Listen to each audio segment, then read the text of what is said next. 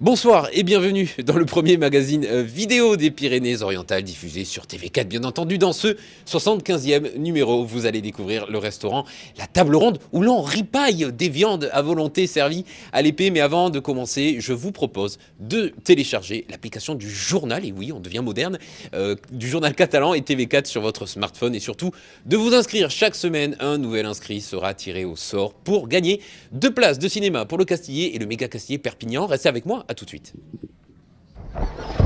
Benvingut, Pite de Rup de Vileno, la presenza, pronto a Sambo. Oui, l'espettrazione a tante scene graillette con ta... T'as pas de la maillot?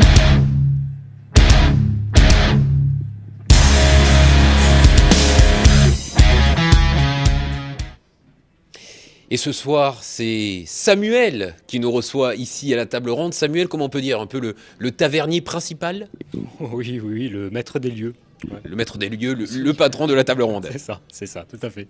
Alors, pour ceux qui ne connaîtraient pas la table ronde, ici, à côté du méga Castillet, Perpignan, qu'est-ce que c'est? Quel est le concept? Alors, c'est un restaurant médiéval. C'est un restaurant médiéval où l'on sert des viandes à volonté, on sert à l'épée pour respecter le thème médiéval. Donc, ce qui permet de plonger vraiment dans cet univers de château, d'armure, de lances, d'épées, d'arbalètes. Voilà, on a lié ça avec un système de restauration qui plaît énormément aujourd'hui. Et pourvu que ça dure. Il y a un essor comme ça du côté médiéval. C'est vrai qu'on voit même des bars se créer côté médiéval, jeux de société. Vous ressentez ici cet engouement de la population? Oui, complètement. Moi, j'ai pas créé le restaurant dans un bon, on va dire, de mode actuel, parce que c'est un petit peu une mode qui revient. Moi, c'était vraiment pour l'esprit de bonne ripaille, vraiment claquer les chopes, se taper sur l'épaule, se tutoyer. C'est ça que j'aime, vraiment l'esprit taverne. Après, c'est vrai qu'on a beaucoup de médiévistes qui fréquentent donc l'établissement et notamment beaucoup de joueurs.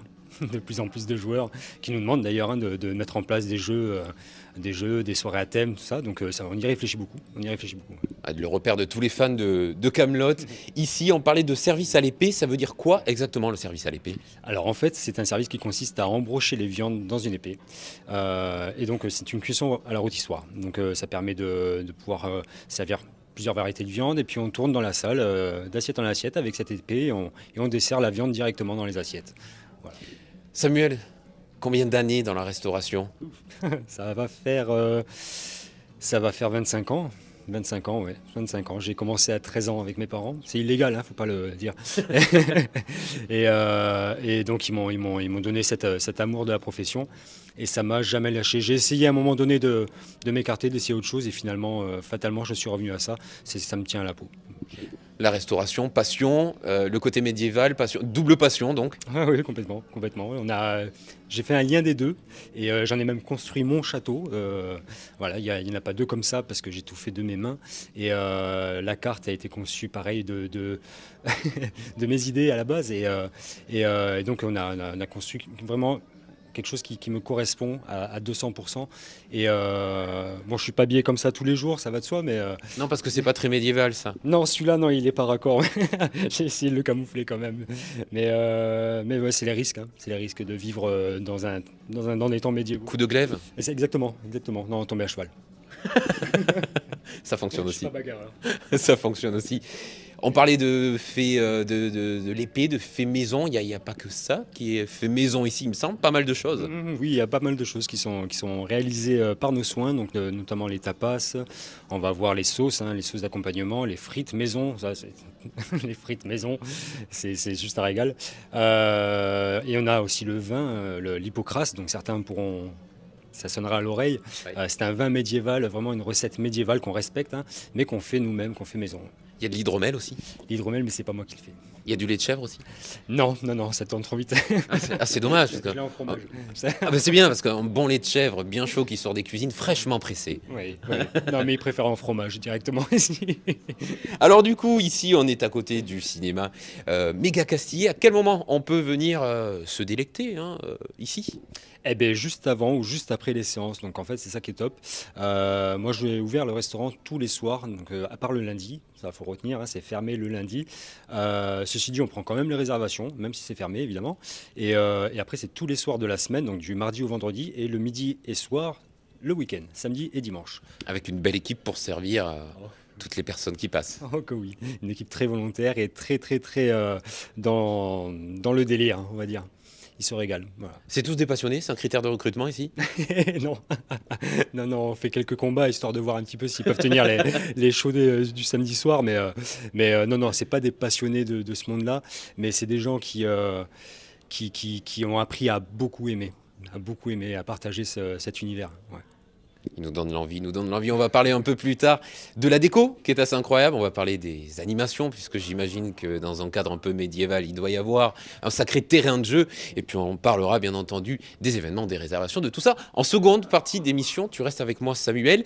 La semaine dernière, vous avez vu la première capsule du CFA et du lycée agricole de Rivesaltes, où les élèves de CAP et Bac Pro ont présenté la filière service à la personne. Cette semaine, c'est Tami Amine, directeur de l'EPL de l'enseignement agricole dans les Pyrénées-Orientales, qui nous parle des différents centres de formation. Regardez.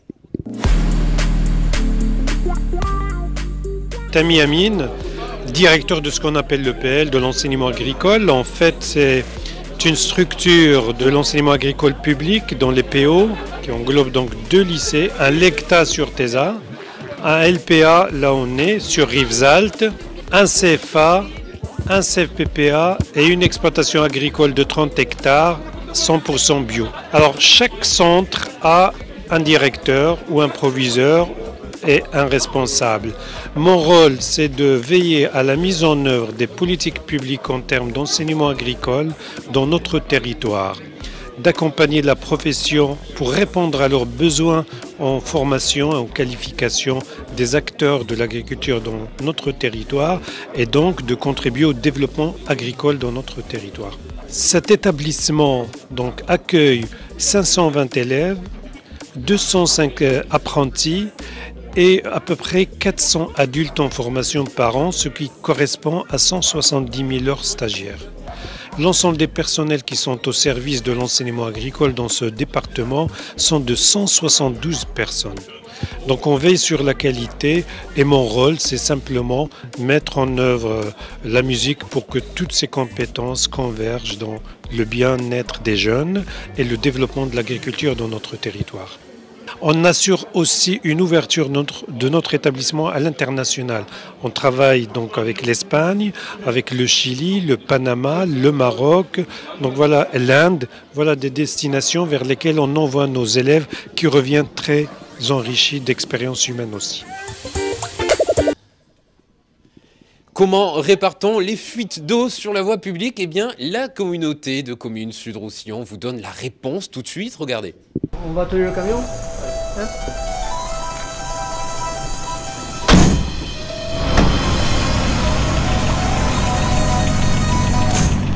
Au niveau des fuites d'eau, nous avons plusieurs cas de fuite. Nous avons des fuites de branchement ou des fuites de canalisation.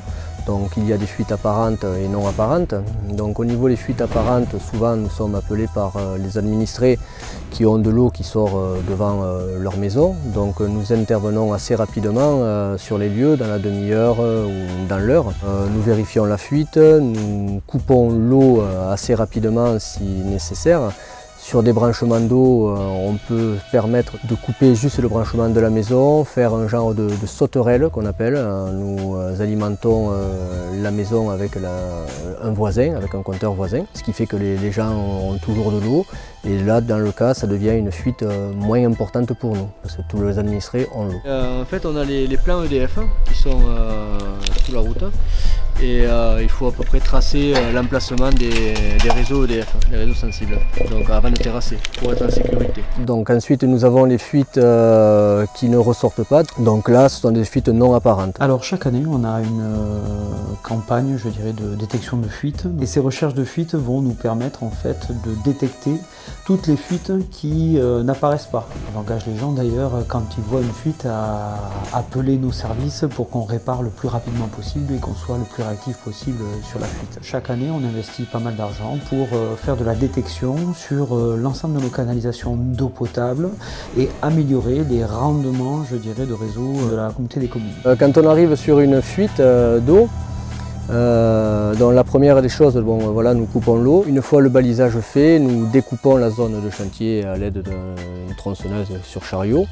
Ensuite on décaisse avec des mini-pelles, nous faisons le terrassement, la fouille. Donc ici nous utilisons le camion de l'assainissement, l'hydrocureur. Donc ce camion nous permet de pomper les fouilles quand nous arrivons à côté des réseaux. Donc ce qui fait une technique de terrassement, une technique douce, afin de ne pas esquinter, d'arracher tous nos réseaux. Pour la réparation, elles sont faites en fonction de la fuite, de la canalisation, du diamètre. Donc les agents connaissent très bien leur travail. À mon avis, il n'y a que celle-là qu'on entend. On a peut-être la fuite sûrement sous la butée là. Donc on va casser ce bout de butée là, c'est la bride là qui est en train de fuir en fait. Une fois réparée, nous passons au remblaiement de la fouille. Voilà. Et compactage et goudronnage et maçonnerie s'il y a besoin. Au niveau de la circulation, nous posons des panneaux, des barrières de sécurité pour la zone de chantier. Et s'il y a besoin qu'un agent fasse la circulation, nous faisons la circulation avec un agent ou deux agents. On peut prévoir des fuites. Donc en fait, c'est tout un programme qu'on établit sur les réseaux et qui va nous permettre de déterminer les endroits où on a des risques ou des endroits qui sont fuyards. Gérer, c'est anticiper. Mais que s'est-il passé aujourd'hui dans les Pyrénées-Orientales? Vous allez savoir tout de suite, c'est les infos du jour. Votre agent Keller Williams vous offre l'estimation de votre bien immobilier d'une valeur de 200 € sur un simple appel téléphonique. Contactez-le tout de suite au 06 52 62 77 77. Nous sommes le mardi 12 novembre. Bonjour, bienvenue sur tv4.fr. En raison des manifestations en soutien aux indépendantistes catalans emprisonnés, l'autoroute A9 est coupée à la circulation entre Narbonne et l'Espagne. Dès 8 h ce matin, les CRS et les Mossos sont intervenus pour tenter de débloquer la frontière. Plusieurs centaines de manifestants soutiennent les indépendantistes catalans. Ils occupent la frontière espagnole et bloquent donc les accès routiers. En raison de ces blocages, le préfet de la zone de défense et de sécurité sud a publié un arrêté de réglementation temporaire de la circulation. Sur l'autoroute A9, celle-ci est donc interdite entre Narbonne et la frontière espagnole depuis hier, 21 h. Il est demandé aux automobilistes de quitter plus tôt l'A9 à hauteur de Lézignan. La situation était très délicate en milieu de matinée. Le maire d'Aisne, Yves Barniol, a annoncé qu'il briguera un nouveau mandat l'an prochain. Il estime qu'il reste encore beaucoup de choses à faire dans sa commune. L'an prochain, Yves Barniol sera donc une nouvelle fois opposé à l'ancien maire Nicolas Garcia, qui mènera de son côté une liste de rassemblement à gauche. Un homme de 69 ans souffrant de troubles liés à la maladie d'Alzheimer n'a toujours pas été retrouvé et sa fille veut relancer les recherches. Les gendarmes avaient lancé un appel à témoins au lendemain de sa disparition le 22 septembre. Il avait été aperçu pour la dernière fois au centre de la commune de Thuir et circulait à pied. Il a les cheveux gris, mesure 1,77 m et est de forte corpulence. Au moment de sa disparition, il était vêtu d'un jean bleu, d'un haut clair par-dessus lequel il portait une veste ou un blouson noir et des chaussures de ville couleur marron. Sa fille précisait que sur les dernières images enregistrées des caméras de surveillance où il a pu être identifié, on le voyait partir de l'hôpital. Depuis le temps, son allure vestimentaire a dû normalement changer. Enfin, la nouvelle qui devrait ravir les amateurs de glisse et des sports d'hiver, c'est la station de ski portée Puymorins qui la porte. En effet, le domaine adepte des ouvertures anticipées vient d'annoncer que ces forfaits pourront être utilisés dès samedi. C'est des chutes de neige abondantes qui rendent possible ce début de saison. En effet, en plus de la neige de culture envoyée sur le domaine, c'est près de 50% du domaine qui devrait être skiable. Bien entendu, le prix du forfait sera adapté à l'état du domaine skiable. Tout chousse donc. C'est la fin de cette édition. Vous retrouvez ce flash info sur notre site internet tv4.fr ainsi que sur notre chaîne YouTube. Vous pouvez également nous suivre sur les réseaux sociaux, Facebook, Twitter et Instagram. Bonne soirée et à demain. Et puisqu'on sort des informations, j'en profite pour vous le dire. Tiens, vendredi soir, au Théâtre de l'Étang à Saint-Estève, c'est l'élection Mister France Roussillon. C'est à partir de 19 h. C'est gratuit, il va y avoir du beau mal. Personnellement, j'y serai pas sur scène. Voilà, faut laisser un petit peu la chance à tout le monde. Tu seras, Samuel? Bah écoute, j'aurais bien profité de l'occasion pour pour l'annoncer, mais non, je n'y serai pas.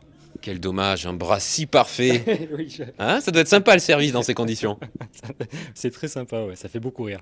C'est le problème d'être patron peut-être. Hein. Faut Exactement. bosser même quand on est en arrêt. Tout à fait. Mais il faut surtout faire bosser plus les employés, et c'est pas cool. C'est important. Mais ils le font. C'est important. Ça, Jean-Michel l'a très bien compris. Hein. Bon allez, on enchaîne en parlant de la table ronde ici à côté du méga Castillet. Alors moi j'avais envie de parler quand même de cette décoration puisqu'on se sent tout de suite, on est projeté dans l'ère médiévale du côté de Kaamelott avec Arthur. Cette table ronde, 10 personnes, on peut réserver cette table pour des événements ou c'est que de la déco? Alors non, c'est une table qui est à réserver exclusivement parce qu'elle est jamais libre. À part ce soir, on l'a bloquée pour l'événement, pour vous, pour TV4. Et en fait, c'est une table qui peut accueillir 10 personnes. Et jusqu'à 14 personnes. Donc l'intérêt, c'est de garder les fauteuils médiévaux. On est plus dans le thème, c'est quand même beaucoup plus sympa. Mais oui, on peut monter jusqu'à 14 personnes, monter. Oui. En restant autour, ça va de soi. Et oui, bien sûr, elle est à réserver. Et comme tous les soirs d'ailleurs, hein, tous les soirs, on peut réserver. Et il faut réserver parce que il y a toujours beaucoup de monde et sur une zone de cinéma en plus. Et pour ce faire, d'ailleurs, vous pouvez juste aller sur la page Facebook du restaurant. On est très, très, très actifs sur la page. Donc, réservation immédiate. C'est reporté dans le cahier immédiatement. Enfin, voilà. Donc, sur la page Facebook, sur le site internet, ou tout simplement en appelant le numéro qu'on va trouver sur Google. Oui. Puisque tu ne le connais pas par cœur. Voilà, allez. Voilà. Bon, les animations, parlons-en maintenant. Comme on le disait tout à l'heure, c'est quand même un cadre propice à l'amusement. Qu'est-ce qui va se passer prochainement? Alors prochainement, valeur sûre, on va avoir le grand festin de Noël. Ça c'est sûr, c'est une chose qu'on fait chaque année. C'est devenu presque une tradition en 3 ans. Mais c'est une grande tablée et tout le monde vient s'assoit les uns à côté des autres. C'est la convivialité poussée au maximum. C'est la soirée pour se faire des nouveaux potes ou juste de partager un bon moment avec même des gens inconnus. Et nous on sert des gros plats remplis de nourriture. Il y en a pour tous les goûts, viande, poisson, végétarien. Et on ripaille. L'intérêt, c'est juste de passer un très bon moment dans la complicité. Donc ça, c'est pour les prochains événements à venir. À Noël, c'est quand exactement, on peut le dire? Alors, ça va être annoncé sur la page Facebook. Ouh, teaser, suspense, il va falloir suivre la page Facebook, la table ronde, aller donner lui un petit peu de followers. Ils en ont bien besoin et puis ils le méritent surtout, c'est un très bel endroit. Qu'est-ce qu'on peut dire de ces armures? Si, je reviens sur la déco encore une fois. Je fais ma Valérie Damido ce soir, désolé. Mais table, les armures, on voit pas bien sûr à l'écran tous les détails, mais t'as les chinéos, tous ces objets qui ont l'air quand même bien anciens. Ça a été un travail de longue haleine parce que je n'avais rien à titre personnel, ou en tout cas rien qui puisse égayer un établissement aussi grand. Mais du coup, ça a été beaucoup de vide-greniers, de brocantes, beaucoup de faits maison aussi, parce que le bois, tout ce qui est bois, ça a été fait, mis à part les chaises qui ont été faites par une troupe de médiévistes que j'apprécie particulièrement. Sinon, voilà, tout a été recherché. Ça n'a pas été, on n'a pas décoré d'un coup du jour au lendemain à l'ouverture du restaurant, ça s'est fait vraiment poc à poc. Ouais. Et on continue. On continue à chiner. Bravo Samuel, bien joué. C'est aussi ça, on le rappelle, le principe de TV4 Le Mag. Merci de nous recevoir parce que personne qui est parti de serveur avec ses parents, j'imagine, et qui aujourd'hui a son propre établissement. Et puis il y a un vrai caractère, il y a une vraie vie dans ce restaurant. Et puis surtout, c'est excellent. C'est ça aussi, TV4 Le Mag, c'est présenter des entrepreneurs qui sont des Pyrénées-Orientales. Merci beaucoup Samuel, il me semble qu'on a parlé à peu près de tout. On a bien ratissé, oui.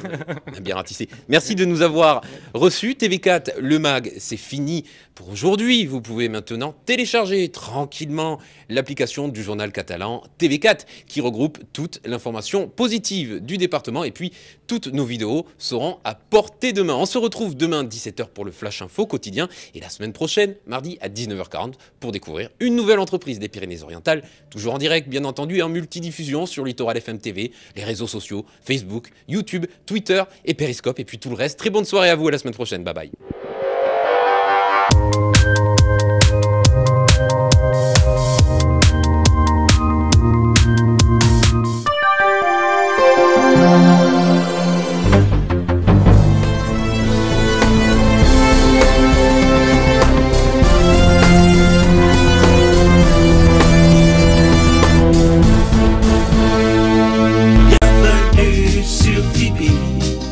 Les gens sont si Welcome to the city. You know you can help me. Bienvenue sur Tipeee. Les gens sont si gentils. Welcome to the city. You know you can help me.